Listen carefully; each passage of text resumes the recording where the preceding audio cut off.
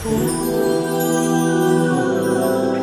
دارو کتی میگردم 4 روزه میشه بیا خود بیچین ماری کلان است تا حالی کشتن نمیشه است همه چیز است. در سایت‌های اینترنتی نمور این مادر را دیدیم که بسیار گریه دردناکی میکرد او دیده میبرد. حال این مادر با خبر شدیم حاجی شرف جان برادر عزیز ما تصمیم گرفت که یک خانه برای این مادر توفه میکنم. امروز در ما چقدر که فهمیده حاجی شرف جان دوران امروز با همون کم بغلان و کم بیزاعتان خانه توفه کردیستیان و حاجی محمد جان و برادر حاجی جمعبای و دیگر برادرای صاحبکار هم همین تصمیم گرفتن که در آینده همین خیلی کم بغلان و کم بیزاعتان دستگیری کنن خانه شون توفه کنن.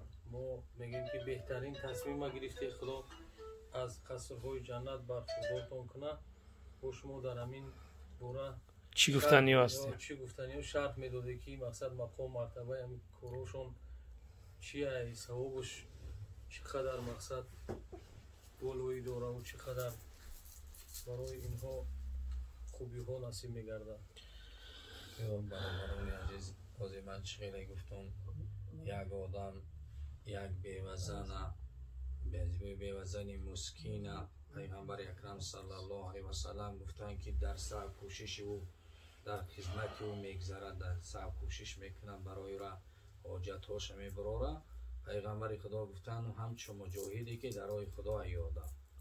بعد دیمش یک دویم خصلتش گفت همینه که شبزنده‌داری میکنن.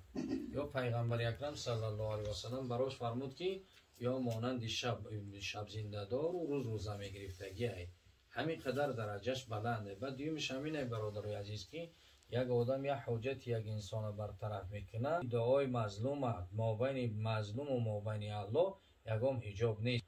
برای وقت دعا میکنن این مظلوم خداوند این دعایی را نمیگردونه و برای یک قصر برای برادرانی که در این راه خدمت میکنن این مسئله هست که برای خودشون یک قصر بنا میکنن در جنت. این برای حاجت مسلمانان را برآوردن.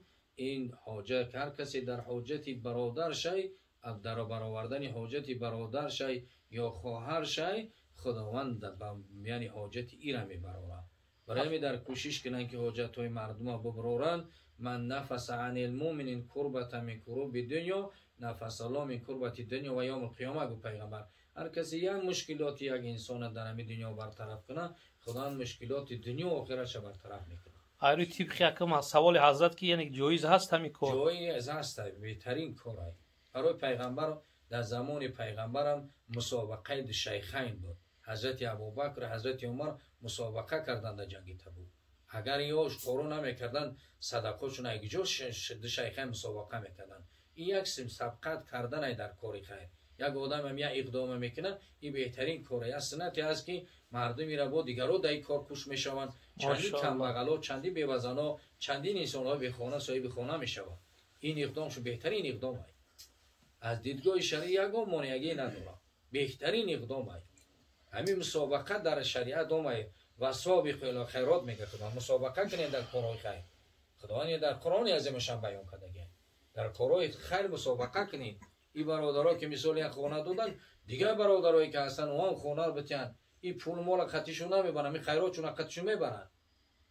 برای در همین زندگیشون باید بکنن. انسان میگه زر و اموال دنیا رو صرف نکردی در راهش در راه خدا و در راه درست که بعد از مرگ مالت رو به دست دیگران بدی. در همین زندگی شما ما تو قدیم لانفسکم که من خیر تجید و عند الله. انسان همون کاری خیره که میکنه او را در نزد الله مییابد در روز قیامت.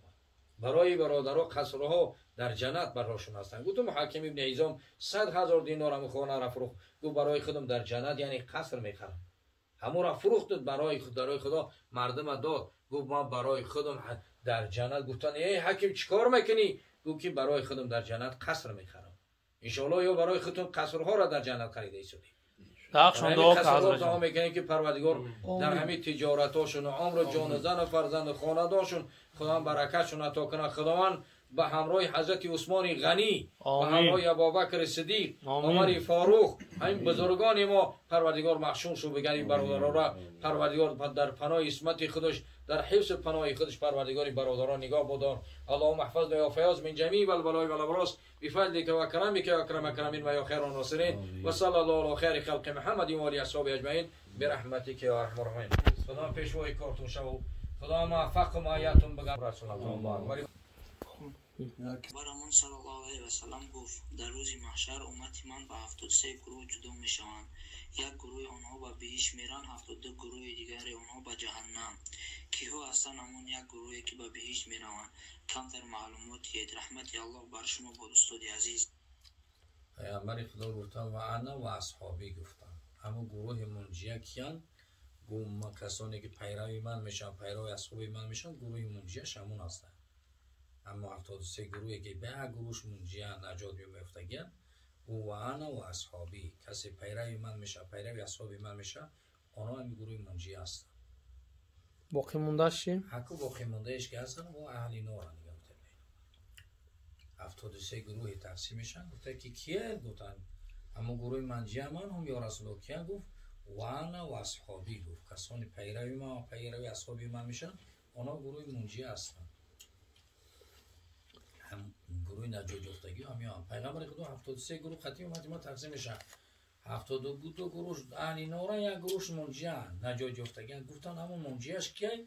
پیغمبر خدا گفت و انا و اصحابی، کسی پیروی من میشه، پیروی اصحابی من میشه، اونها گروه منجیه هستن. روز جمعه رو تبریک گفتن جایز است برای اون که بسیاری ها میگویند بدعت است. اصلا که در شریعت نآمده است که پیغمبر صحابه تبریک کرده باشند. این اصل شرعی نداره. تبریک نکنی بهتر است. اگر کنارم یگان چی داره؟ مثلا چیزی که پیغمبر نکرده است، صحابهش نکرده است و نکنیمش بهتره. سوال سیوم، از سببی که دختری خلاتر هست میخوام با او ازدواج کنم، آیا این کاری من گناه است؟ یگم گناهی نیست. پیغمبر اکرم صلی الله علیه و سلم میره من نکرده، شریعت منش نکرده. بعضی انسانایی که هستن یا خیلی دلیل نداره و چیزی که شریعت اجازه داده دیگه یگم کسی را مانع شده نمیتونه. سوال چهارم، من در غریبی هستم، در یک رستوران آشپزم. در اینجا خوراک‌هایی هستند که از گوشت خوک تیار میشوند. آیا در اسلام اجازت هست که در چنین جایی کار کنم؟ اصلا که به خاطر خدا اگر شما ترک کنین او را کار نکنی بهتره. من ترک شیئا لله و الله خیر منه گفت پیغمبر. به خاطر خدا امر شما ترک کنین یگون کاری حلال ده بگذارین برای شما بهتر میشود. زیرا پیغمبر خدا میگه هر کاری به خاطر خدا انسان ترک کنه اونم از او بهتر خدا هم برایتون عطا میکنه. این شک نیست در این موضوع. هر چی که به خاطر خدا ترک شود از اون بهتر با خدا هم برایت کارخانه و جای برات عطا میکنه. اگر عذر باشه میشه. اگر عذر باشه در حالت معاملات دیگه در کتاب معاملات میاد که آدم این مثال در چیز کار میکنه، کلیسا کار میکنه، کلیسا میسازه، هر داره که کلیسا در کار کنه پولش میگیره، یا در اون کارخانه ها کار میکنه او پولش میگیره و با اون مثال کارخانه که بهترش که ترکش کنه بهتره، تقوا کنه بهتر میشه.